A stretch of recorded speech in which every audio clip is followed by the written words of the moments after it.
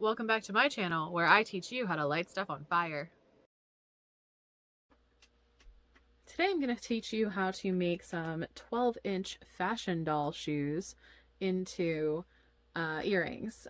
We all know which fashion doll I'm talking about. She's kind of famous, but I don't want to mention her name because I don't want anyone to sue me. So when I was younger, I was real big into hanging out with the punk kids at school, and I really loved to dress kind of fun and funky and punk rock and edgy. But I didn't have a lot of money. I still don't, to be honest. And one of the things I loved is I love funky earrings. One of the things that I'm known for is just having crazy earrings like all the time. So when I was younger, I was in high school and my mom owned a gift store, and she always had a candle burning on the counter. And I remember the day that I figured out I could take one of her sewing needles, and I like to use this kind of sewing needle. Please don't do this at home. I'm not liable for you burning yourself or stabbing yourself. Just watch me do it, and then never tell me if you actually do. So, I loved to hang out in her store, and I would take random objects that I found if they were plastic, and I would poke holes in them once I figured out that you could heat the pin to poke the plastic. So this is how my favorite earrings in high school were made. And I was talking to a friend the other day about how to do this, and we were reminiscing about, things that I used to make. I used to make a lot of toy jewelry because I thought having jewelry that was made out of toys was really cool. So you just heat up your pin, take a place that you think will be a sturdy place, and just stick your pin in and wiggle it around a couple of times. You just want to make the hole big enough to get your wire through, and you still want it to have like structural integrity because you don't want your jump ring to rip out of it. So usually I can go till I can see right through the hole. If you get a little bit of soot on your pin, it's okay. If you accidentally put your candle out by being stupid and waiting too long to film, that's also okay.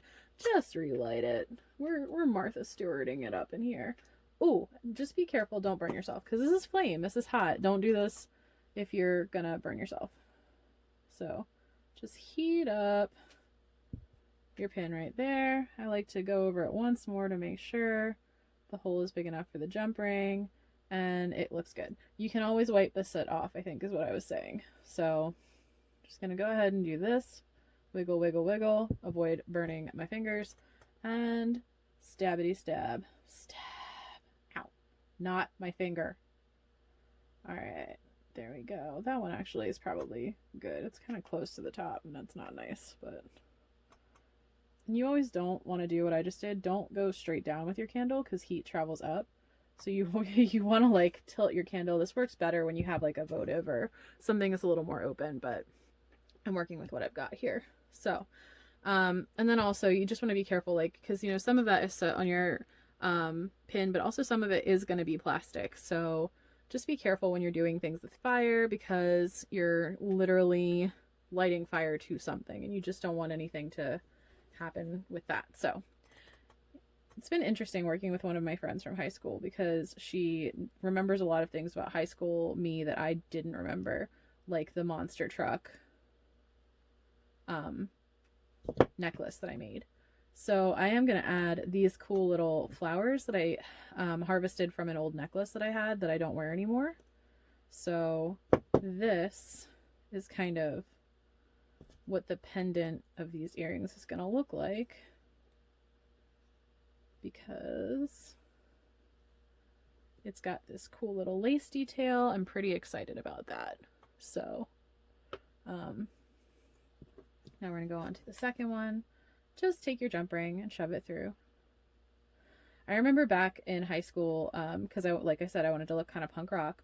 The thrift store would have this stuff a bag sale day, and you could stuff your bag with you got a garbage bag. You could stuff your bag with anything you wanted for like $10 on Wednesdays, and it was the best day ever. I wish that I could do that again. Like, if you ever have like a thing where you're like, you miss something, like that's the thing from my youth that I missed, because I live in a very small town, so we actually ended up having decent vintage because no one wanted it, and I wanted to look like a freak. So I went through a lot of neon 70s numbers in my time.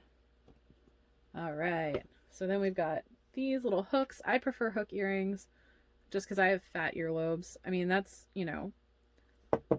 that sounds really bad, but I'm just being positive about the size of my earlobes. They're kind of chunky. And I just find that these are easier to shape to get on. So here we go. There's one. And if I can grab it.